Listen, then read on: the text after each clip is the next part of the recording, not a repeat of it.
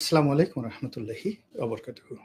সম্মানিত দর্শক, অনেকদিন পর আপনাদের সঙ্গে সরাসরি কথা বলার জন্য লাইভে আসলাম।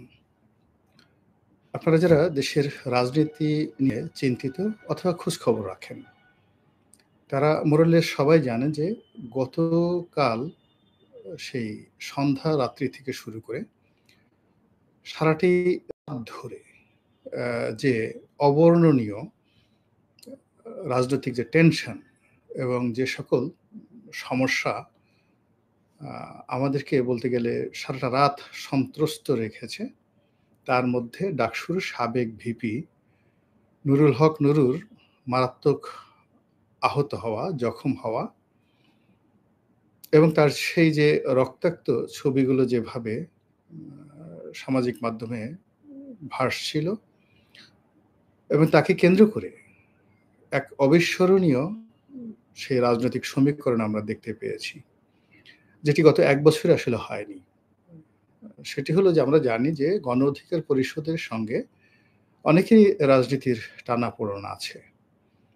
তো সেই বিষয়গুলো নিয়ে কথা বলব। কিন্তু যখনই জনাব নুরুল হক নুর আহত হয়ে গেলেন, অমনি বিএনপির তারেক রহমান সাহেব থেকে শুরু করে শীর্ষ নেতৃবৃন্দ তারা তীব্র ক্ষোভ প্রকাশ করলেন।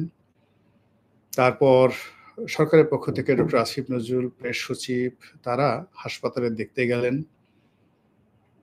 এরপর জামাতের নেতৃবৃন্দ দেখতে গেলেন। এনসিপির যারা নেতৃবৃন্দ তারা শুধু বিবৃতি দিলেন না, তারা সেই ঢাকা বিশ্ববিদ্যালয় চত্বরে মিছিল করলেন এবং গণ অধিকার পরিষদ সারা বাংলাদেশে তাদের যেখানে সংগঠন রয়েছে সব জায়গাতেই তারা তীব্র প্রতিবাদ তারা শুরু করে দিল। এবারের এই যে ঘটনাটি ঘটল, এর পেছনে ত্রিমাত্রিক কারণ রয়েছে। এক পক্ষ সরাসরি সেনাবাহিনীকে ইঙ্গিত করছে, আরেক পক্ষ পুলিশকে ইঙ্গিত করছে, আরেক পক্ষ জামাতকে দায়ী করার চেষ্টা করছে। আর এই খবরের পেছনে যে অন্তরালে ভারতের হাত রয়েছে, বিদেশি শক্তির হাত রয়েছে, একথাও কিন্তু অনেকে বলার চেষ্টা করেছেন। বিশেষ করে জাতীয় পার্টির অফিসে অবরুদ্ধ অবস্থায় ছিলেন মিস্টার জিএম কাদের। সেই জিএম কাদেরের যে হাস্যোজ্জ্বল ছবি, এটা এই সময় অসম্ভব একটা বিষয়। এর কারণ হলো যে আপনারা জানেন যে আওয়ামী লীগ জমানাতে আওয়ামী লীগকে শাসনে টিকিয়ে রাখার জন্য, ক্ষমতায় টিকিয়ে রাখার জন্য আওয়ামী লীগের লোকজন যতটা না দায়ী, তার চেয়ে বেশি দায়ী জাতীয় পার্টির লোকজন।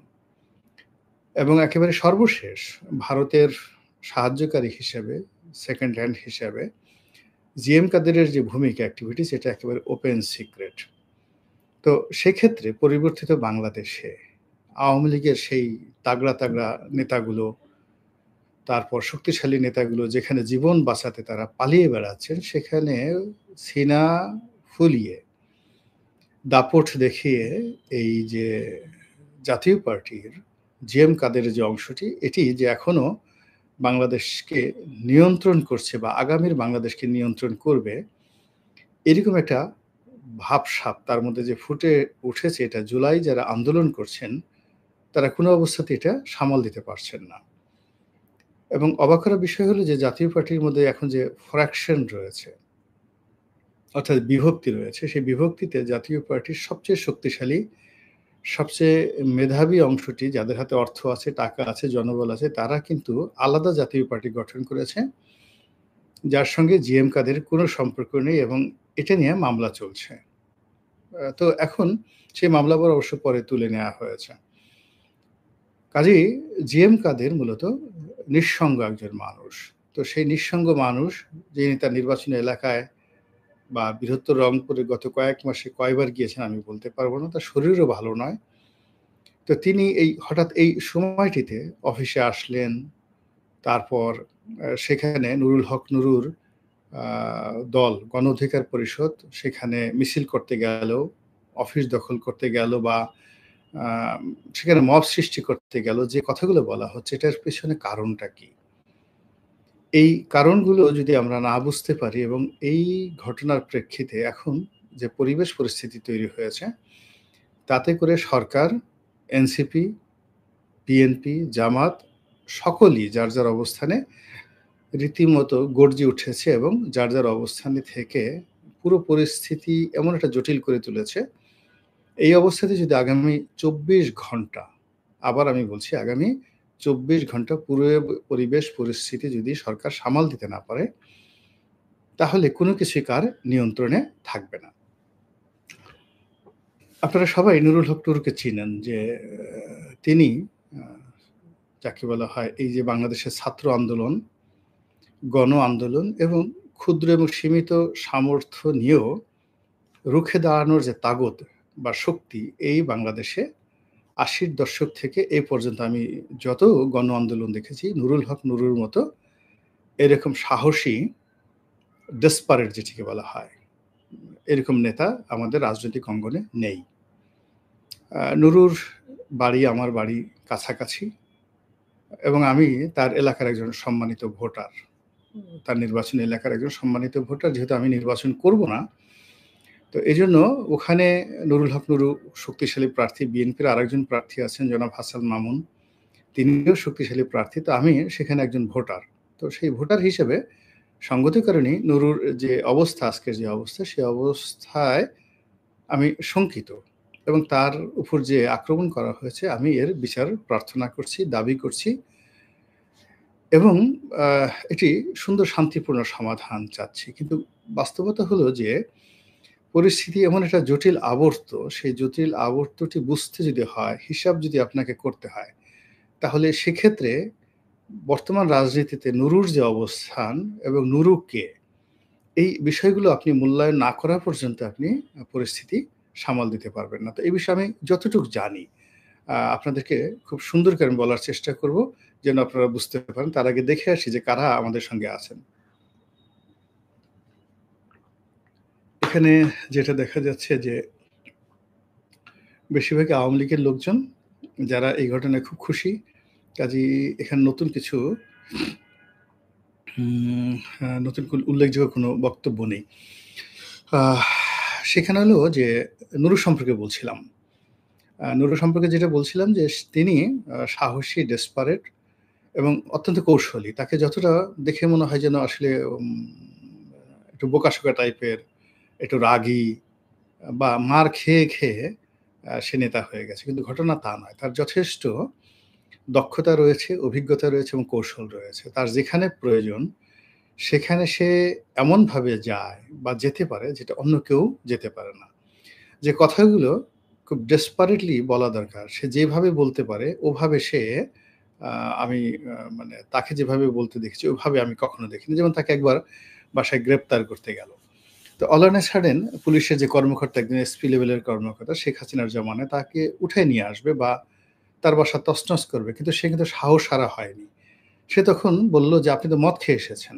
লাইভে বলল যে, "আপনি তো মদ খেয়ে এসেছেন। ছি, ছি, ছি। তওবা আস্তাগফিরুল্লাহ। একজন পুলিশের এসপি পর্যায়ের কর্মকর্তা রাত্রে গ্রেপ্তার করতে আসছেন, তল্লাশি করতে আসছেন, আপনি মদ খেয়ে আসছেন।" মানে এই যে বক্তব্যগুলো অন্যান্য আপনি মানে বিএনপি, আওয়ামী লীগের বড়, বড় নেতাদের দিকে চিন্তা করেন, বাসায় তল্লাশি করতে গেলে সবাই ১ম এ সেই দিক-বিদিক হারিয়ে, কাণ্ডজ্ঞান হারিয়ে উল্টাপাল্টা কথাবার্তা বলতে থাকে বা নিশ্চুপ থাকে। তো সেখানে নুরু রিভোল্ট করতে পেরেছে। তাকে অনেকবার মারা হয়েছে। ছাত্রলীগ প্রচণ্ড মার দিয়েছে এবং নির্বাচনী এলাকাতে শেখ হাসিনার জমানাতেও সে বেদম প্রহার খেয়েছে তার এলাকাতে, মানে বলার মতো না। এইবার যেভাবে মার খেয়েছে ওইভাবে স্থানীয় ছাত্রলীগের ছেলেরা তাও একটা ছোট্ট বাজার। ছোট্ট বাজারের সাধারণ ছেলেরা তারা নুরুকে এরকমভাবে বেদম প্রহার করেছে যেটা বলার মতো না। কিন্তু নুরুকে থামানো যায়নি। সে তারপরে এলাকাতে গেছে। এরপর আবার বিএনপির আ যখন তাকে মনোনয়ন দেওয়ার সিদ্ধান্ত নিল, আ তখনও বিএনপির যারা নেতাকর্মী তাদের সঙ্গে তাদের বহুবার বাহাস হয়েছে এবং সর্বশেষ এটা রীতিমতো গলা চিপাতে যে ঘটনা সেটা জাতীয় নিউজ হয়েছিল। কিন্তু তারপরেও নুরুকে থামানো যায়নি। এখানে নুরুর একটা বিষয় হলো, নুরুর যারা প্রতিপক্ষ, যারা নুরুকে প্রতিপক্ষ মনে করে, তারা নুরুকে খুব দুর্বল ভাবে। কিন্তু নুরু এখানে যেটা ব্যাপার হলো তার কানেক্টিভিটিটা বুঝতে হবে। নুরু ধরুন তারেক রহমান সাহেবের সঙ্গে তার যে সম্পর্ক এটা বন্ধুত্বের সর্বোচ্চ পর্যায়ে। তারেক রহমান সাহেব শুধু তাকে পছন্দ করেন না, আ তাকে রেসপেক্ট করেন এবং অনেক কিছু তারেক রহমানের পার্সোনাল বিষয় নুরুর সঙ্গে শেয়ার করেন। দুটো উদাহরণ দিলেই বুঝতে পারবেন। ১ম উদাহরণ হলো যখন জুলাই বিপ্লব হলো। নুরু ১ম ব্যক্তি যিনি ১ম বললেন যে, এখানে তারেক রহমান সাহেব হলো এই বিপ্লবের মাস্টার মাইন্ড। বিএনপি হলো এই বিপ্লবের ধারক বাহক। এর কারণ হলো নুরু এবং তার মতো অন্য যারা আছেন, তার দলের যারা লোকজন আছেন তাদেরকে অর্থ দিয়ে, টাকা কড়ি দিয়ে তিনি নির্দ্বিধায় বললেন যে, "আমাকে তারেক রহমান সাহেব টাকা দিয়েছেন এই আন্দোলন করার জন্য।" সালাউদ্দিন সাহেব টাকা দিয়েছেন। তারপর তাবিথ আউয়াল টাকা দিয়েছেন। এরপর যাকে বলা হয় আ তাবিথ আউয়ালের পরে এরশাদ টাকা দিয়েছেন। এই টাকা দিয়ে তিনি জুলাই আগস্ট বিপ্লবকে সংগঠিত করেছেন এবং শেখ হাসিনার কাছে ঠিকই তথ্য ছিল। নুরুকে ধরে নেয়া যাওয়া হয়েছে ডিবি অফিসে। তাকে টানানো হয়েছে। মানে তিনি নিজে বলেছেন যে, "আমাকে টানিয়ে কুকুরের মতো পেটানো হয়েছে।" তো পশুর মতো পেটানো হয়েছে। কিন্তু তারপরেও কিন্তু ওই সময়টাতে তিনি একবারও বলেননি যে, "আমি আ পার্থর কাছে টাকা পেয়েছি।" বরং পার্থকেও নিয়ে যাওয়া হয়েছিল। বলছে যে, "হ্যাঁ, পার্থ ভাই আমাকে কিছু টাকা দিয়েছে আমার মেয়ের চিকিৎসার জন্য।" কিন্তু আসল কথা বলেননি। আর তারেক রহমান সাহেব অন্যান্য যারা আছেন তাদের নামই বলেননি। তো এখানে কিন্তু নুরুর যে পার্সোনালিটি এটা বুঝতে হবে এবং সে যে একজন কৃতজ্ঞ যেটা পরবর্তীতে যখন জামাত বা অন্যান্য দল বা এনসিপি তারা নিজেদেরকে মাস্টারমাইন্ড দাবি করছিল, তখন একমাত্র নুরু তারেক রহমান সাহেবের পক্ষে তিনি বলেছেন এবং এটা তারেক রহমান সাহেব খুব কৃতজ্ঞ। Just like his father and mother. প্রচন্ড কৃতজ্ঞ এবং সেই কৃতজ্ঞ হওয়ার কারণে সারা বাংলাদেশে বিএনপির একজন নেতার নমিনেশন কনফার্ম না করে তিনি সবার আগে চিঠি দিয়ে নুরুল হক নুরুর নমিনেশন কনফার্ম করেছিলেন। তো বুঝতে হবে যে তারেক রহমান সাহেবের সঙ্গে তার সম্পর্কটা কোন পর্যায়ের এবং সেই সম্পর্কের ভিত্তিতে নুরু গ্রামের একটা মধ্যবিত্ত পরিবারের সন্তান, ঢাকা বিশ্ববিদ্যালয়ে অনার্স মাস্টার্স করেছেন ইংরেজিতে। অর্থনৈতিক অবস্থা একেবারেই যাকে বলা হয় নিম্ন পর্যায়ের, নিম্নবিত্ত পর্যায়ের। তিনি স্বীকার করেন যে তিনি আসলে মানুষের সাহায্য সহযোগিতা নিয়ে রাজনীতি করেন। তার বাড়ি-গাড়ি, টাকা-পয়সা নিয়ে মানে ওরকম কখনো অহমিকা বোধ নেই। গ্রামে তার পরিবার সচ্ছল, খেয়ে পরে আছে। কিন্তু ঢাকা শহরে ৳৫,০০,০০০ খরচ করে মাসে রাজনীতি করার অবস্থা নেই, এটা তিনি স্বীকার করেন। তো এরকম একজন নেতাকে সম্মান জানানোর জন্য জনাব তারেক রহমান তার দলের সবচেয়ে অভিজাত, সবচেয়ে পাওয়ারফুল এবং সবচেয়ে বয়স্ক এবং সম্মানিত যে সকল নেতৃবৃন্দ রয়েছেন যেমন আমির খসরু মাহমুদ চৌধুরী, তারপরে আ আ জনাব টুকু, সালাউদ্দিন সাহেব, এরপর মির্জা ফখরুল সাহেব। উনারা সবাই on behalf of Tarique Rahman তার সঙ্গে যোগাযোগ করেন এবং অনেকে নুরুর অফিসে এসে আ নুরুর সঙ্গে বৈঠক করেন। তাহলে বিএনপির সাথে তার সমতা কোন পর্যায়ে বোঝার চেষ্টা করেন। অন্যদিকে জামাতের সঙ্গে তার যে সম্পর্ক ডাইরেক্ট জামাতের আমিরের সঙ্গে। আমিরের নিচে তার সঙ্গে এরকম কারো যোগাযোগ যদি থাকে সেটা খুব ওই পর্যায়ে। জামাতের আমির তাকে অত্যধিক মহব্বত করেন, ভালোবাসেন। আ এটা আমি জানি, প্রচন্ডভাবে জানি। এখন তাদের সঙ্গে কি সম্পর্ক আছে বা না আছে, এটা আমি বলতে পারব না। এরপরে আ শেখ হাসিনার জামানাতে মানে যাদেরকে ডিপ স্টেটের যাকে বলা হয় রূপক বাহক বলা হতো। যেমন এই যে গণস্বাস্থ্যের জাফরুল্লাহ চৌধুরী কিংবা ধরুন ডক্টর মোহাম্মদ ইউনূস কিংবা ব্র্যাক এই সকল প্রতিষ্ঠান। তাদের সঙ্গে কিন্তু জনাব নুরুল হক নুরুর একটা একেবারে ব্যক্তিগত পর্যায়ের সম্পর্ক ছিল। আর শেখ হাসিনার সঙ্গে তার যে সম্পর্ক one to one এটা আপনারা দেখেছেন ভিপি হওয়ার পর তিনি যেভাবে গিয়েছেন। একদিকে তিনি শেখ হাসিনার বিরুদ্ধে আন্দোলন করেছেন। কিন্তু ব্যক্তিগত সম্পর্কটা তিনি নষ্ট করেছেন কিনা আমি বলতে পারব না। আবার শেখ হাসিনাও তাকে জুলুম অত্যাচার করেছেন। কিন্তু একটা লিমিট। এইবার এই যে দেখুন আমি দেখলাম যে রাশেদ বলেছেন যে আ এইবার নুরুর প্রতি যে আক্রমণ করা হয়েছে, যে অমানসিক নির্যাতন করা হয়েছে বাহিনীর পক্ষ থেকে এটি শেখ হাসিনার জমানাতে হয়নি। অর্থাৎ শেখ হাসিনার সঙ্গে জমানাতে নুরুর সঙ্গে যে আচরণগুলো হয়েছে ওটা স্থানীয় পর্যায়ে। যেমন নুরু এলাকাতে গিয়েছে তারা তো নুরুকে বুঝতে পারেনি। তারা মনে করছে নুরু, নুরু। কাজেই ওখানকার ইউনিয়ন আওয়ামী লীগের বা যুবলীগের ছেলেরা তারা তার উপর গায়ে হাত তুলেছে। ঢাকা বিশ্ববিদ্যালয়ের ছেলেরা তার উপর হাত তুলেছে। কিন্তু পুলিশ, আ মিলিটারি এরা কিন্তু সবসময় নুরুকে তার অবস্থান অনুযায়ী সম্মান করেছে। নুরুর সঙ্গে সব গোয়েন্দা সংস্থারও একটা ভালো সম্পর্ক। বিদেশি কাদের সাথে জানি না। তবে আপনি চিন্তা করুন যে মোসাদের মতো আ একটি সংগঠন, সেই কি মিস্টার এফেন্দি রয়েছে, সেই এফেন্দির সঙ্গে তার সঙ্গে দুবাইতে দেখা হয়েছে। এবং এটা এখন ওপেন সিক্রেট। তিনি বলছেন হ্যাঁ, তার সঙ্গে দেখা হয়েছে এবং শেখ হাসিনার জামানাতে এফএনডির সঙ্গে দেখা হয়েছে কি হয়নি এরকম একটা খবরের ভিত্তিতে বিএনপির চট্টগ্রাম জোনের যে শীর্ষ নেতা এবং শীর্ষ ব্যবসায়ী আসলাম, তাকে সারাটা জীবন জেলে কাটাতে হয়েছে।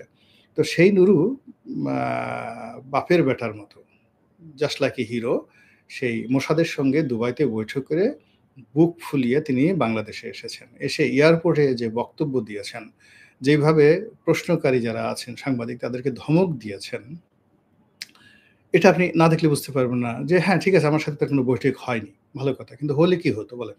অসুবিধা কি?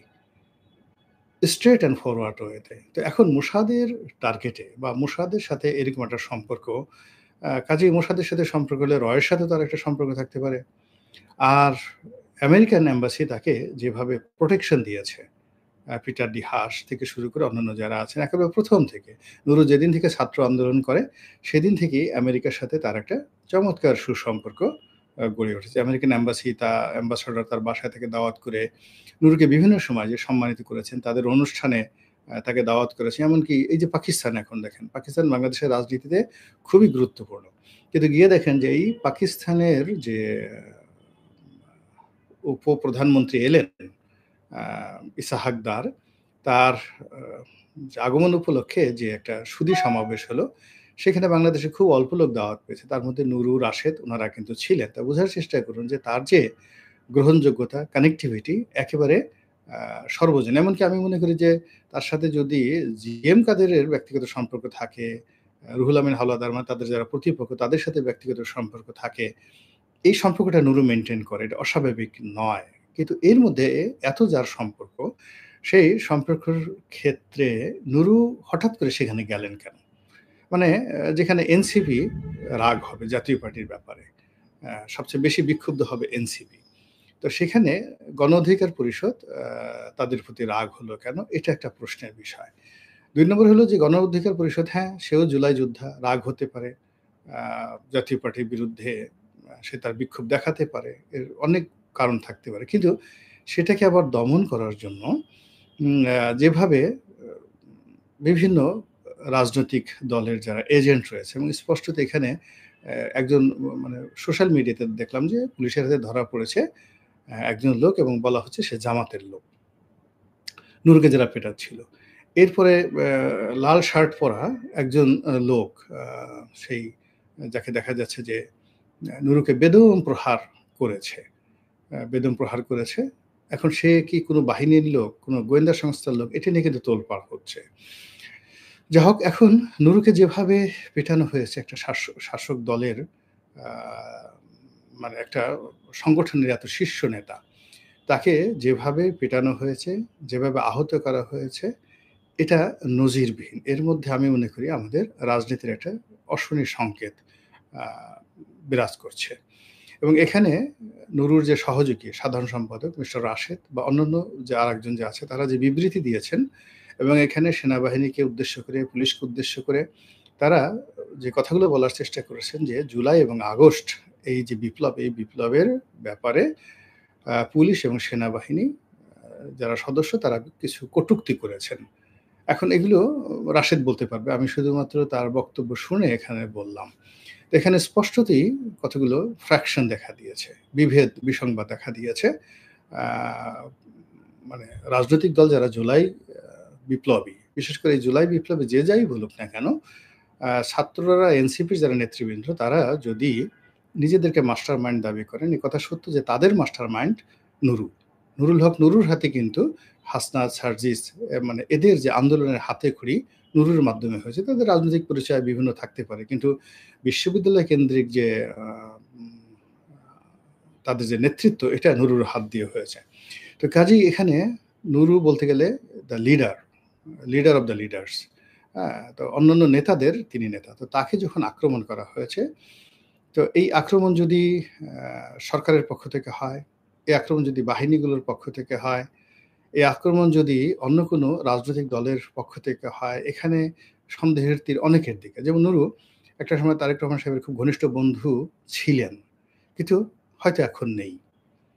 এখন নেই কারণ হলো তিনি অতি সম্প্রতি আ সেই জামাত শিবিরে যোগ দিয়েছেন। জামাত শিবিরে যোগ দিয়েছেন।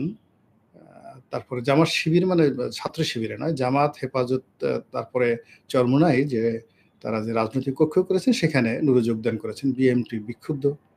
আবার ইদানিং তিনি যে কথাগুলো বলছেন, খুব স্ট্রেট ওয়েতে কথাগুলো বলছেন যে আওয়ামী লীগ আ যদি নির্বাচনে অংশগ্রহণ না করে তাহলে নির্বাচন গ্রহণযোগ্যতা পাবে না। এই কথা সঙ্গত কারণে জামাতের লোক বিক্ষুব্ধ হতে পারে। তো তিনি যেভাবে মানে যখন যেটা ভালো মনে করছেন সেভাবেই তিনি বলছেন।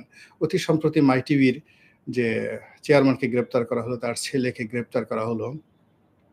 এটা নিয়ে তিনি মুখ খুলেছেন, যেখানে আ সেই যে তথাকথিত যে বিদেশি ইনফ্লুয়েন্সার যারা রয়েছেন, ইউটিউবার রয়েছেন, আ তারা এখানে ৳৫,০০,০০,০০০ চাঁদার দাবি করেছিল। চাঁদা আদায়ের জন্য লোক পাঠিয়েছিল।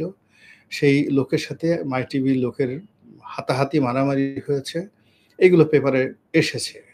এবং এই কারণেই এই চাঁদাবাজদের কারণে একটা টেলিভিশন গণমাধ্যমের প্রধানকে এভাবে গ্রেপ্তার করা হলো, এটা নুরু বিরোধিতা করেছেন। বিরোধিতা করেছেন তার ছেলে যে বাংলাদেশের প্রখ্যাত ইউটিউবার তৌহিদ আফ্রিদি, তাকে গ্রেপ্তারের বিষয়টি, এবং তৌহিদ আফ্রিদির সঙ্গে বাংলাদেশের অনেক প্রভাবশালী লোকের যে সম্পর্ক, তারপরে তৌহিদ আফ্রিদির বিরুদ্ধে বাংলাদেশের অনেক প্রভাবশালী লোক রয়েছে সাথী, এবং ওই যে ৳৫,০০,০০,০০০ যে চাঁদা এবং আম যাকে বলা হয় আ মাই টিভির যে মালিকানা দাবি, এটা নিয়ে দেশে এবং বিদেশে যে একটা চক্র রয়েছে, সিন্ডিকেট চক্র, চাঁদাবাজ সিন্ডিকেট চক্র, যারা হাজার, হাজার কোটি টাকার চাঁদাবাজি করে চলেছে পর্দার আড়ালে। তারা সরকারি কর্মকর্তা, তারপরে সেনা কর্মকর্তা থেকে শুরু করে বিচার বিভাগ, মানে এমন কোনো বিভাগ নাই যে এই চাঁদাবাজির যারা সিন্ডিকেট, তারা তাদের যে থাবা, চাঁদার যে থাবা, এটা তারা না বসাচ্ছে। তো এই সকল বিষয় নিয়ে নুরু বিদ্রোহ করেছে। নুরু বিদ্রোহ করেছে। এখন নুরুকে নানা রকম ট্যাগ দেওয়া হয়েছে যে এ বিকাশ নুরু, তারপর সে চাঁদাবাজি করে খায়। এটা নিয়ে নুরুর তো কখনো কোনো রাগ-ঢাক ছিল না। সে তো বিকাশে টাকা নিয়েছে, এটা বিজ্ঞাপন দিয়ে, ফেসবুকে বিজ্ঞাপন দিয়ে সে টাকা নিয়েছে, এবং সে বলেছে যে, "আমার এই দল চালাতে মাসে ৫ লাখ ১০ লাখ টাকা লাগে। আমি টাকা পাবো কোথায়? আমার একটা অনুষ্ঠান করতে ৳১,০০,০০০ লাগে। যেকোনো একটা অনুষ্ঠান করতে ৳১,০০,০০০ লাগে। আর বড় অনুষ্ঠান হলে ৫ লাখ ১০ লাখ টাকা লাগে। আমি এই টাকা তো জনগণের টাকা নিয়েই চলি।" তো এটা তো তার কোনো রাগ ঢাক নেই। তিনি এই কথাগুলো বলেছেন। এখন আপনার যদি সন্দেহ হয়, আপনি বলতে পারেন যে, ঠিক আছে, কারা টাকা দিচ্ছে, সে টাকার হিসাব কই, ইত্যাদি, ইত্যাদি, ইত্যাদি। সেটা ভিন্ন বিষয়। কিন্তু ব্যাপার হলো, যেখানে জামাত, আওয়ামী লীগ, বিএনপি, এনসিপি, অন্যান্য সব রাজনৈতিক দল যেখানে চাঁদার টাকায় চলে, এবং অনেক ক্ষেত্রে চাঁদা তো জোরাজুরি করে আদায় করা হয়। বলতে গেলে অস্ত্র ঠেকিয়ে, মব সৃষ্টি করে, বাধ্য করে চাঁদা আদায় করা হয়। তো সেক্ষেত্রে নুরু তো আ কাউকে মব করে, কারোর গলায় পিস্তল ঠেকিয়ে, পিঠে পিস্তল ঠেকিয়ে, বা তার নেতাকর্মীদের পাঠিয়ে কোনো অফিস ভাঙচুর করে আজ পর্যন্ত কোথাও থেকে চাঁদা নিয়েছেন, এরকম অভিযোগ তো তার শত্রুরাও করতে পারবে না। তো সেক্ষেত্রে নুরু অন্য সবার সাথে ব্যতিক্রম, একেবারেই ব্যতিক্রম। তো এখন সেই নুরুর উপর যে আক্রমণ চলেছে, সেই আক্রমণের ফলে একটা জটিল রসায়ন তৈরি হয়ে গেছে। সেই রসায়ন তৈরি হয়ে গেছে সেনাবাহিনীর সঙ্গে এনসিপির। এনসিপি সরাসরি এই ঘটনার জন্য সেনাবাহিনীকে দায়ী করছে। এরপর আম ২ জন উপদেষ্টা, আ না, আসিফ নজরুল যিনি উপদেষ্টা এবং প্রেস সচিব, তারা সরাসরি নুরুর পক্ষ অবলম্বন করেছেন। আবার আসিফ নজরুল যে নুরুর উপর হামলার নিন্দাবাদ জানিয়েছেন, এটা নিয়ে এনসিপি নেতা হাসনাত আব্দুল্লাহ যে স্ট্যাটাস দিয়েছেন, এবং আসিফ নজরুলকে যেভাবে আম সমালোচনা করেছেন, এটা রীতিমতো বিস্ময়কর। আমার কাছে আসলে নুরুকেও ভালো লাগে, আবার তার সঙ্গে, সঙ্গে কিন্তু হাসনাত আব্দুল্লাহকে আমার খুবই ভালো লাগে। যে এই ভদ্রলোকের সাহস আছে, যথেষ্ট সাহস আছে। তো তিনি যেটা বলেন স্ট্রেইট ফরওয়ার্ড ওয়েতে বলেন, ভালো-মন্দ বাজা মরা পরের ব্যাপার। কিন্তু স্ট্রেইট ওয়েতে বলেন। সো আই ডু রেসপেক্ট, এই মানুষগুলো রেসপেক্ট করে। কিন্তু যারা রাজনীতিতে খুব মুনাফিকি করে, তারপরে কথা দিয়ে কথা রাখে না, সামনে এগিয়ে কাউকে ঠেলে দিয়ে পিছন থেকে সরে যায়, এই মানুষগুলো বাংলাদেশের রাজনীতিতে যাকে বলা হয় রীতিমতো উম আ কি বলবো, মীর জাফরের চেয়েও খারাপ একটা পরিণতি ডেকে নিয়ে আসবে। এখন এই নুরুর যে ঘটনাটা, এই ঘটনাটা আমি খুব স্বাভাবিক মনে করছি না। নুরুকে জাতীয় পার্টির অফিসে পাঠানো হয়েছে বা তিনি গেছেন। এর পেছনে কারণ খুঁজতে হবে ১। ২ নম্বর হলো যে, তার উপরে হঠাৎ করে যে এই যে লাঠিচার্জ হলো, এত নির্মমভাবে তাকে পিটানো হলো, এটারও একটা যথেষ্ট কারণ আছে। ৩ নম্বর হলো, তার এই আহত হওয়ার পরে এখন যে ঘটমান বাংলাদেশ যা কিছু ঘটছে, সরকারের ভিতরে বাইরে এটাও পুরো পরিস্থিতি নিয়ন্ত্রণের বাইরে চলে গেছে এবং এই ১ম একটা মব নিয়ে একটা ঘটনা নিয়ে সেনাবাহিনীর যে আইএসপিআর রয়েছে সেখান থেকে একটা বিবৃতি এসেছে এই নুরুর এই ঘটনাকে কেন্দ্র করে।